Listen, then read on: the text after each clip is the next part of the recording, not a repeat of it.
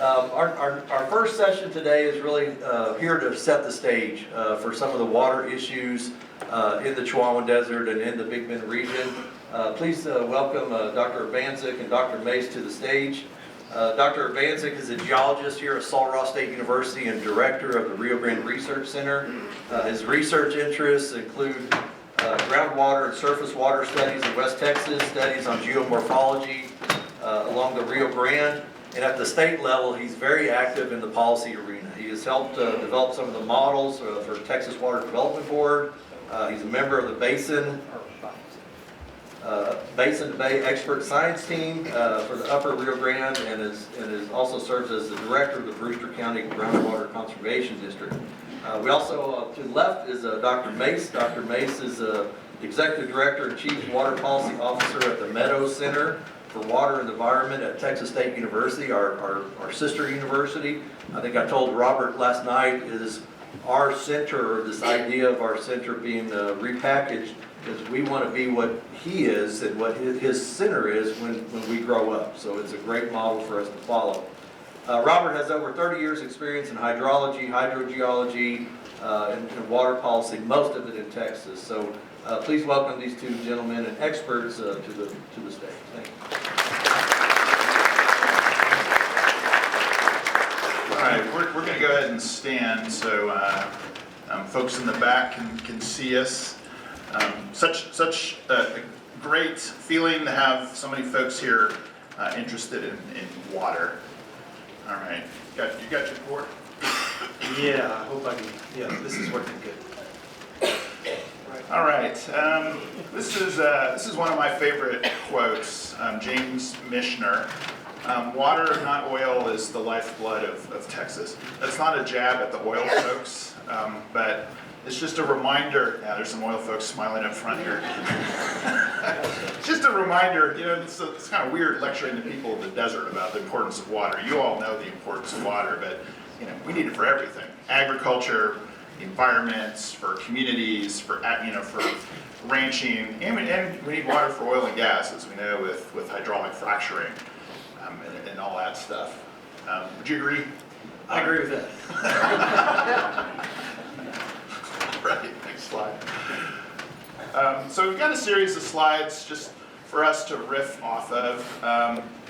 This is from the logo from the event showing the Chihuahua Desert. And of course, you know, scientists are a lot of fun to get together because we argue about or talk about the weirdest things. And you know, when we first saw this plot yesterday, you know, there was a debate over, is that really the boundary of the Chihuahuan Desert? There are, you know, I think we came to the conclusion there is no official boundary. But this is a good one. You know, whoever put it together did a good job. But I'd like to add that it ignores our neighbors to the south. This is so true. many of our data sets and maps are not international, and our water is. This is true. And then we don't talk about New Mexico, do we? Okay. Oh yeah. So we got neighbors to the north too. Yes.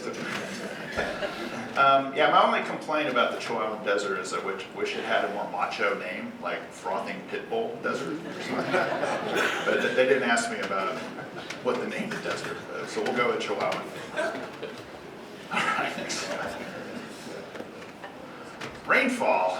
I guess that's part of what defines this as a desert is, you know, we don't get as much rainfall out here as other parts of the state or other parts of the world. We learned yesterday that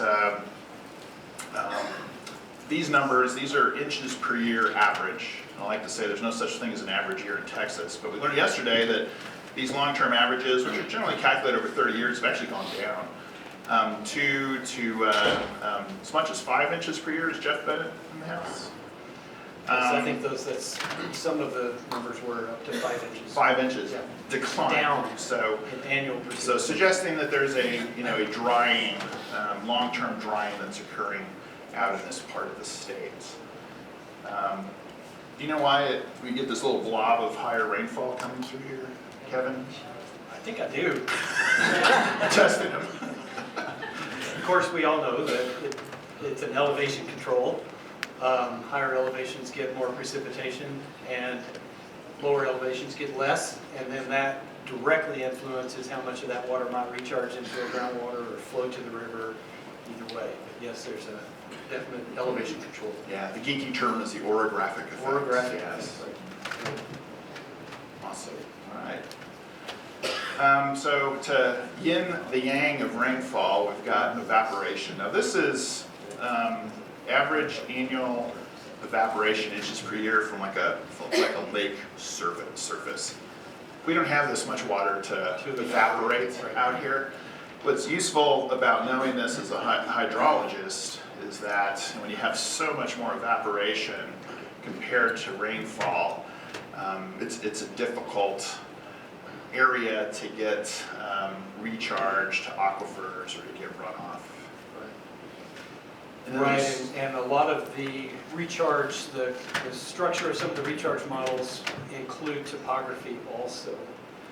And so recharge is variable depending on which basin you're in. If you're in the Pecos part of this part of the world, of the Rio Grande, what the gradient is, what the land cover is. So there's a lot of variables, but we did also have this discussion yesterday about what the average recharge is for aquifers in the Big Bend. And some of the numbers are as low as 1% of the total precipitation. Typically less than 5 at least are the general estimates, but some of the models suggest maybe even 1%. So that should put give you an idea of how precious the water resource is that is in the ground. In the old days of hydrology, folks would compare rainfall to this number and say that there was no recharge because it would all be taken up, ate up by evaporation or evapotranspiration, plant sweat. But rainfall is not uniform, thankfully. It's episodic, and so you get episodes where the rainfall, over a week or a day is exceeding the evaporation or evapotranspiration of a week for a day, and that creates the opportunities for runoff and for recharge. And then you have to have the right geology to accept that recharge. So some rocks are better, some structures are better, so the complexity of the geology of the Trans-Pecos makes an understanding of the hydrogeology interesting and also difficult because of how complicated the geology is. Right, and then something I forgot to mention on the rainfall plot was that, just flat out rainfall is a source of water. So yesterday's afternoon session, there was some pretty rabid rainwater harvesters in the crowd, but you can have a reliable rainwater system out in this part of the state as an alternative supply. There's a dude here with a dog, so you can talk to him about rainwater. I've never been called rabbit before. So. I just said you were a dude with a dog. I think everybody will know who that is. Yeah. I didn't know you could bring your pets with you, otherwise I'd have brought some of my cats. But next slide. So speaking of the devil, here's runoff. And if you think back to that rainfall or precipitation map where we had upwards of 20 inches, I think 10 to 20 inches, here's average annual runoff where you've got 0.1 inch out towards El Paso. I think they get their runoff once every 25 years or something like that. It's dramatic and wipes out the dry cleaners. But even in the kind of the wetter mountainous parts, we don't get as much runoff.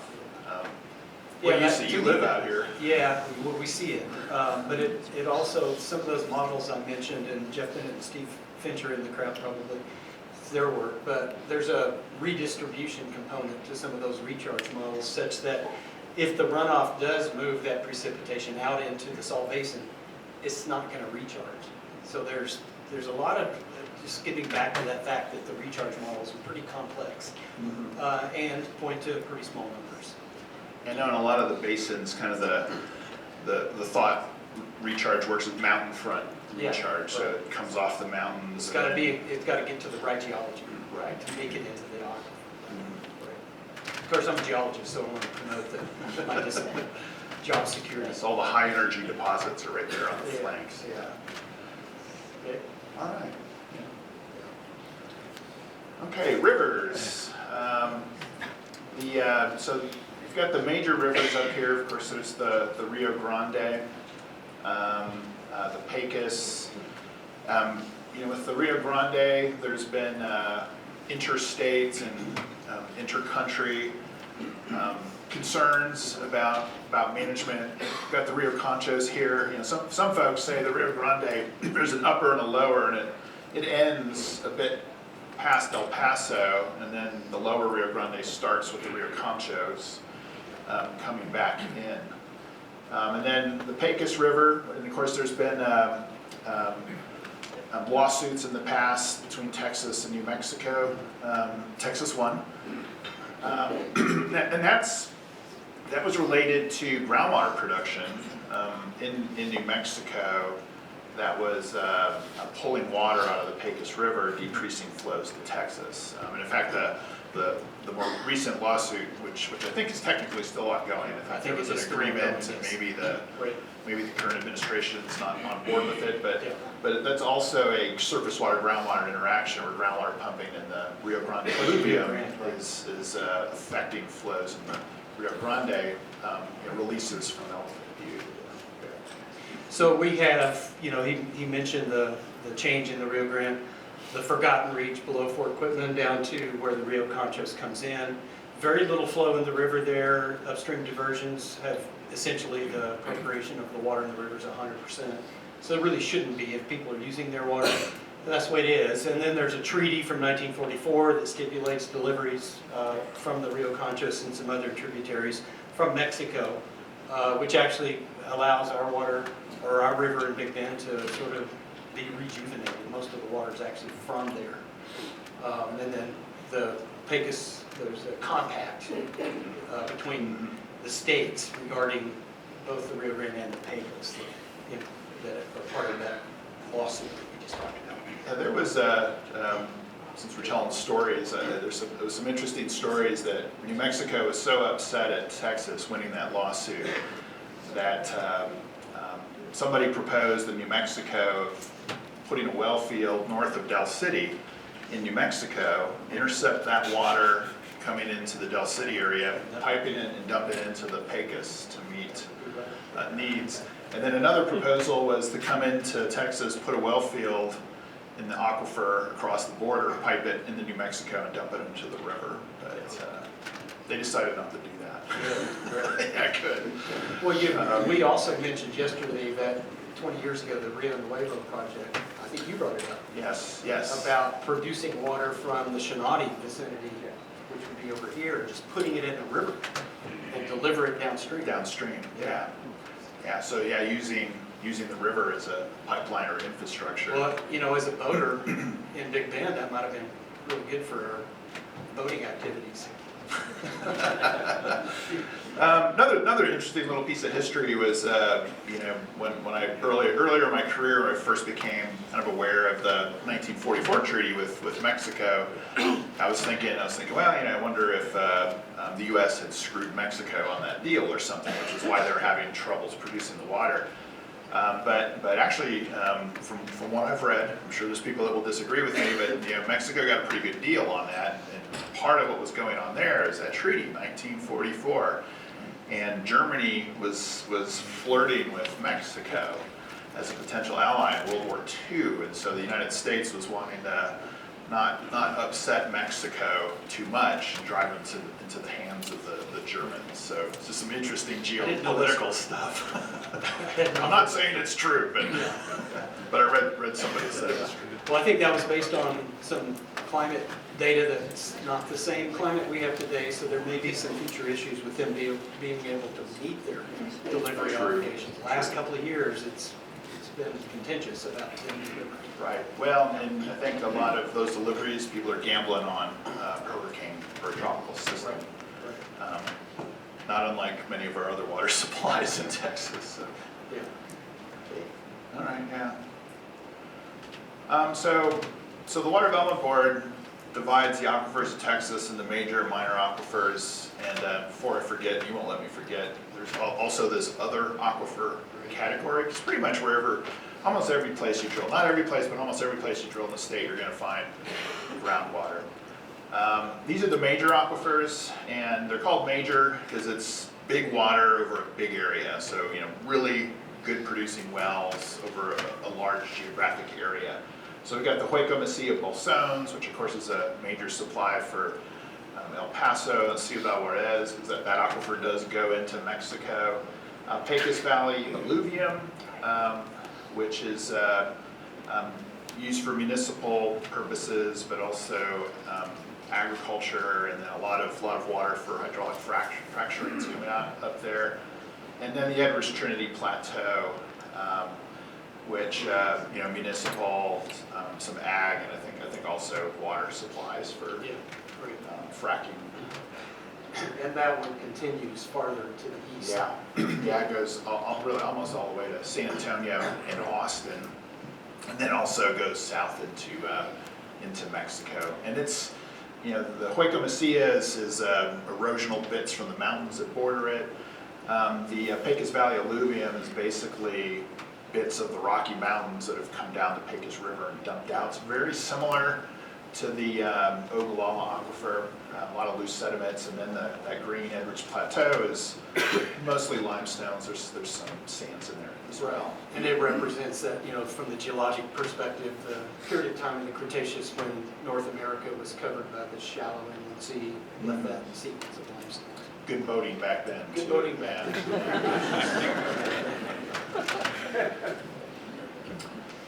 And then these are the minor aquifers. And so these are either big water over a small area, which is kind of like the Bone Spring Victoria Peak in the Del City area, or little water over a big area, which is kind of like the igneous.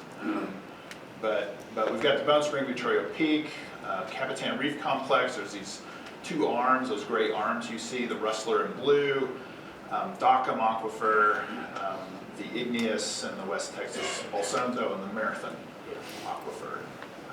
And you know a lot about these aquifers. Right, my background's volcanology and igneous metrology, so the Is that your igneous favorite? is my favorite one for sure.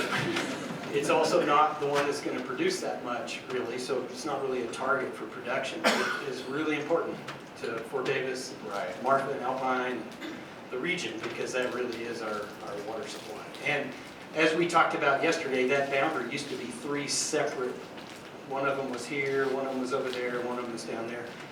And now it's just this one big thing. And the point I made, understanding somewhat of something about the volcanic history, is that it is one area polygon on a map, but it is a lot of disconnected systems. It's not like it's just this one resource. There's more water in certain parts of it than others, and it's a very complicated setting. Mm-hmm. We treat it as this one minor aquifer, but it's more complicated. All of them are, but it's more complicated than that. And then some of these are, Alpine's not the thirstiest, or not the only thirsty place right. in the communities in the area.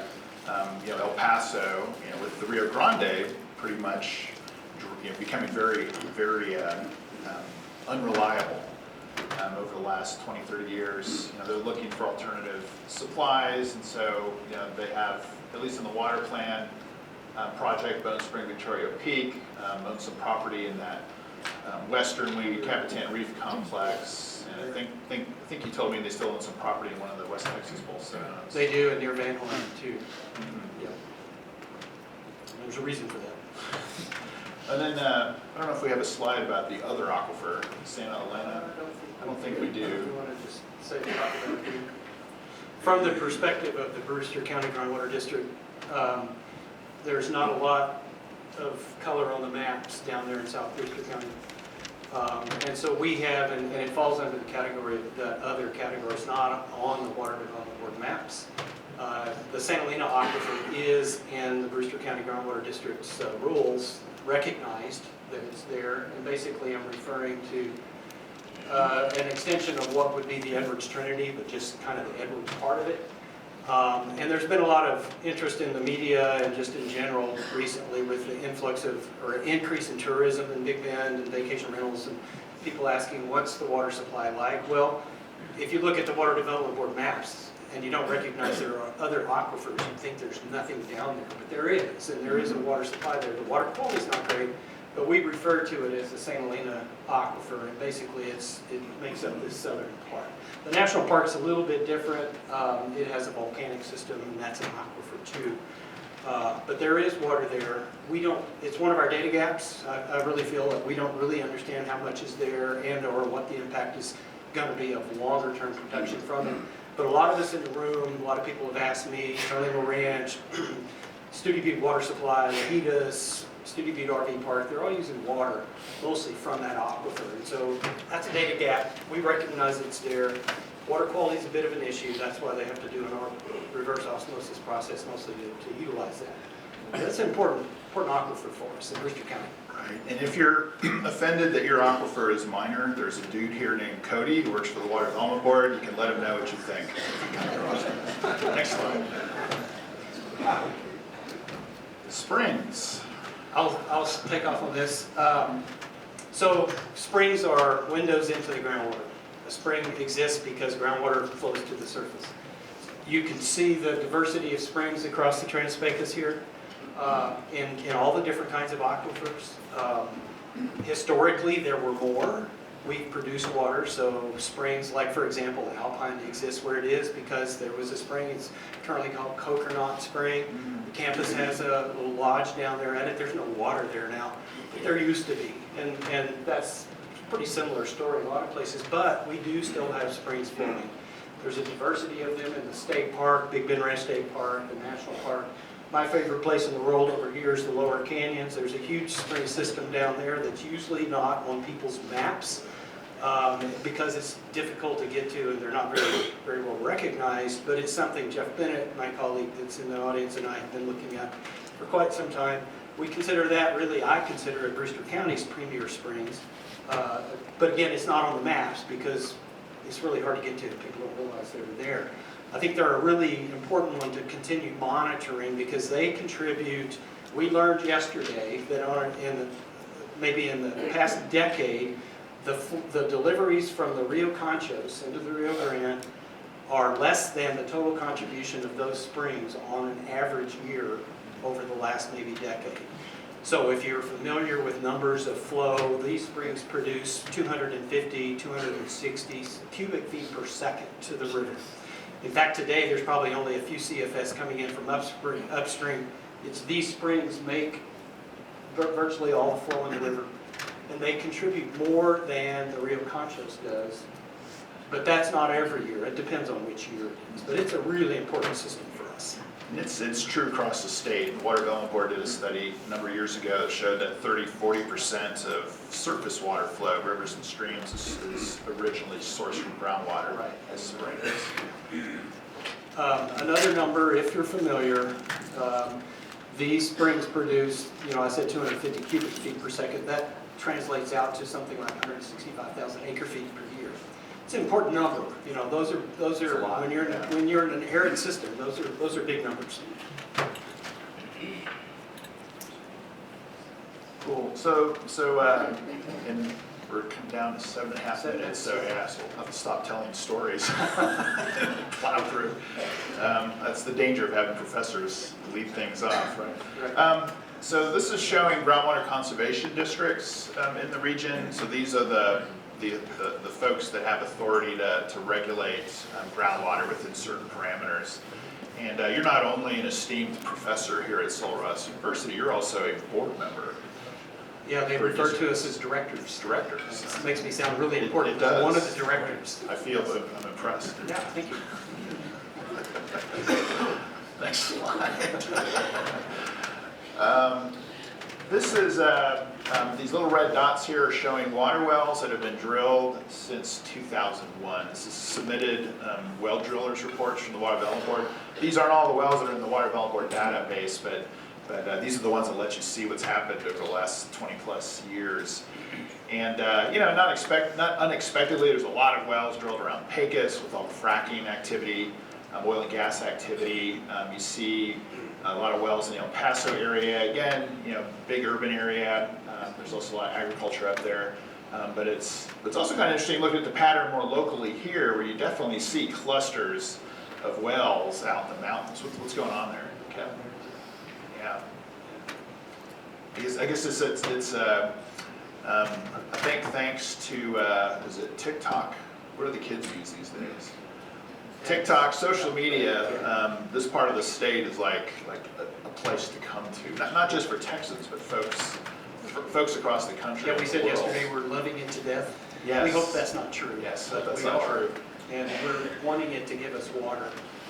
And that's a concern, definitely. From the perspective of the groundwater district, we may hear some about this afternoon in that panel, but we've adopted or adapted our rules a bit to sort of address this. We've created a new low production well category that allows us to possibly put some limits on what somebody otherwise would use their Chapter 36 water allotment for 10 acres. It's a little hard to describe, but we've added a little bit of language in our rules to try to shift over to more of a conservation mindset, really, which is the direction I think we really need to go as we look at precipitation changing.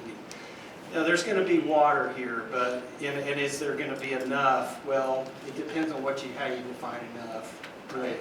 We're not trying to impede economic development, but we're trying to promote a sustainable water future. Yeah, so with not a lot of water trickling in, Yeah. it doesn't take much pumping to no longer be managing it in a sustainable way. Right. So there's at some point Change how we run use out. it, Yeah. change it bit. Just a gradual change in mindset, I think is important. I think our rules are doing that. Next slide. Well, there it is. Just talked about that. We just talked about that, but that's that lower production thing. And then we have these groundwater availability models that Robert's been involved with, I've been involved with some. Those are tools that allow us to sort of predict, what the resource is, help us understand, help districts manage the system. Cool. Next slide. There's water planning that occurs out here.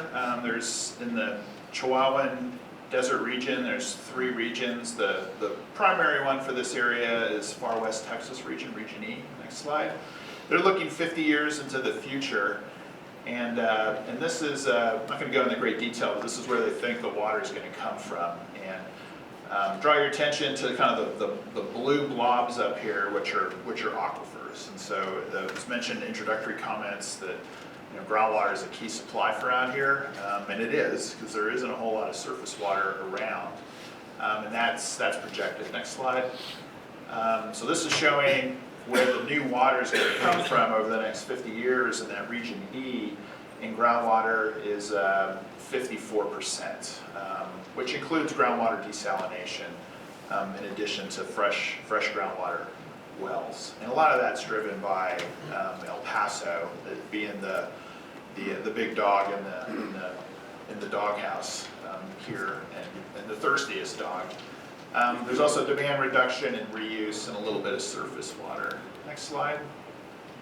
All right, so what does the crystal ball, what do you think the future holds for this region as far as water is concerned? I think there's going to be water. No, really, and enough. But I've come back to that conservation mindset, and how do we manipulate things, or how do we promote recharge? We do surface water. We manipulate the way, try to keep water from running off, try to get it to recharge into aquifers. I think that's really a good way to look at trying to improve what the water supply is going to be. At the same time, have a conservation-oriented mindset, really. Yeah, and there's a great session this afternoon, I'm sure you've seen, with kind of little case studies of what people are doing to be more efficient and think a bit bigger about water resources out here. I think, hopefully I can say this, but like with a warming climate, surface water is going to become more fickle than it is now. So it's groundwater is a strategy for responding to increasing uncertainty in water supplies, but we do have to be careful, particularly in a dry area like this. It's really easy to produce that water in an unsustainable way. Do planned depletion. You're gonna drain the aquifer. At Yeah, some much points. of we're talking about being able to recharge aquifers, implying that they're all rechargeable. Much of the groundwater we talked about is recharged thousands of years ago, and it's not. So it depends, it's related to the diversity of the geology. It depends on the geology, really. Some of them can be recharged effectively, we think, and then some of them aren't going to recharge. And then I just graduated a student last semester where we looked at the firm yield of rainwater harvesting across the whole state. And firm yield means 100% reliable based on the record. So in other words, having the supply to get through the drought record. And you can do that everywhere in the state. Now, as you move west, it becomes a little more challenging because you need, bigger roof, more storage, but it's, it's easily doable. You have 18 to 20 inches. You can have a reliable supply. Now, where I work is San Marcos. We've literally have the hill country in our backyard. It's a lot wetter and greener there than it is here, but some of the groundwater issues are similar. There's not really big yields. There's a lot of people moving in, lots of little wells going in. Seeing impacts to springs, and for decades, the suggestion has been, people using rainwater harvesting. So yeah, I'd encourage you. We'll have a report coming out for the Meadow Center this spring. They'll have spreadsheets that you can calculate, what your potential rainwater potential is. But again, it's very doable. A lot of people just think it's, well, it rains. Sometimes it rains, it doesn't. But you can design those systems. Yeah, you gotta have storage, a roof area, and you can have a reliable supply, really, really good water quality as well. So I don't know. Looking at the crystal ball, that's more of a hopeful thing, but it'd be kind of cool for people to be able to do that. And then you have your own water supply that's there. Dr. Mason, before y'all wrap up, this is off target. There's a lot of people sitting over here on the floor, and if everybody can raise their hand that's got an empty seat by, maybe we just. There's a bunch of empty seats over yonder if y'all want to sit down. Oh, these guys are starting a campfire over here, so they might be setting. I think the other thing is reuse. So using the water that we already have. So I think you'll hear about stormwater harvesting. I don't know how much air conditioning, condensate harvesting, but that's becoming a big thing in certain parts of the state. Where you capture that water in conjunction with rainwater harvesting. And then treated wastewater. So like the Big Spring project is the second direct potable reuse project in the state. And so I like to tell folks, I like to tell folks, it's like, you see a wastewater treatment plant, that's like a local spring. Yeah. It's a source of water. Well, Alpine divert some of theirs and they use it to water part of the golf course and perfect. And that kind of thing. And we've talked to them about maybe having it to put water back in that spring that used to be there. So we're still kind of trying to overcome some TCEQ hurdles in that, but hopefully we'll be able to do that in the future. Very good. This is questions. We don't have time for questions. No questions, I'm sorry. All right. No questions. All right. Well, thank you all so much for your attention. Thank you.